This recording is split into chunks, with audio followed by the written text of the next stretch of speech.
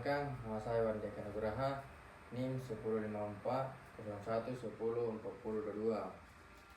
Baik, perkenalkan nama saya Muhammad Fitahila dengan NIM 1054 0115 5622. Baik, di sini saya akan menjelaskan tentang perkembangbiakan hewan, di mana proses perkembangbiakan hewan terjadi karena pembuahan. Perkembangbiakan terbagi menjadi dua, yaitu generatif dan vegetatif. Di mana perkembangbiakan vegetatif pada hewan adalah perkembangbiakan yang tidak disertai dengan proses atau pembuahan atau tidak ada peleburan, di mana antara sel kelamin jantan dan sel kelamin betina. Dan perkembangbiakan vegetatif pada hewan adalah dengan cara tunas dan membelah diri. Hewan yang berukuran kecil dan masih sederhana. Contohnya, sel amuba membelah diri menjadi 2 sel amuba. Cacing pipih memotong tubuhnya menjadi beberapa fragmen. Dari tiap fragmen akan tumbuh cacing baru. Tunas hydra akan tumbuh pada bagian tubuh induknya. Setelah bisa mandiri, tunas akan lepas dan tumbuh menjadi hydra baru. Baik, saya akan menjelaskan tentang perkembangan biakan generatif. Perkembangbiakan hewan generatif diawali dengan pembuahan, yaitu mengakhirnya sperma jantan dengan sel telur betina. Setelah pembuahan akan terbentuk zigon yang akan tumbuh menjadi embrio. Generatif ini terbagi menjadi 3, yaitu pertama ada ovipar, dan ovivipar. Ovipar adalah salah satu cara perkembangbiakan hewan dengan cara bertelur. Pada umumnya mempunyai ciri-ciri telurnya dierami sampai menetas. Ovipar berasal dari kata ovum yang berarti arti telur. Di sini ada dibilang ovipar adalah salah satu cara perkembangbiakan hewan dengan cara melahirkan. Contohnya seperti ini, sapi, kucing, dan harimau. Di mana cara perkembangbiakannya ini pada umumnya terjadi pada manusia atau hewan yang menyusui. Selama perkembangan embrio berlangsung, makanan yang diperoleh dari dalam tubuh induk melalui plasenta.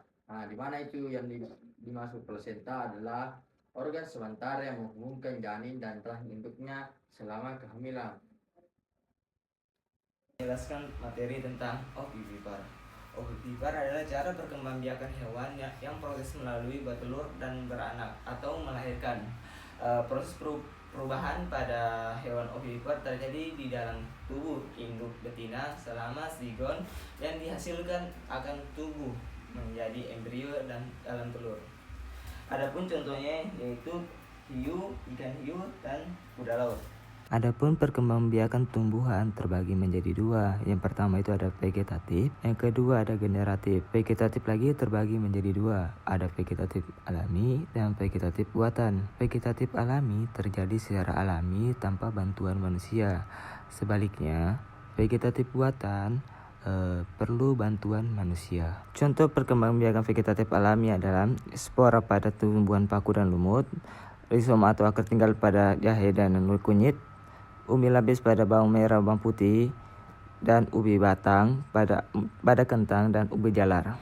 Selanjutnya ubi akar pada lobak dan wortel, tunas pada pohon bambu dan pisang, tunas adventif pada daun cucur bebek dan tunas dari akar pohon cemara, ragi atau stolon pada stroberi dan rumput peti.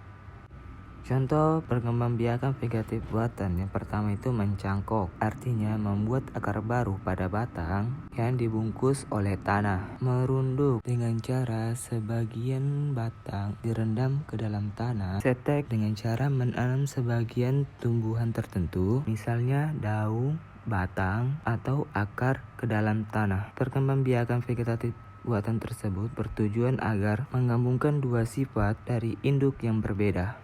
Kopulasi atau menyambung, dengan cara menggabungkan 2 batang dari induk yang berbeda.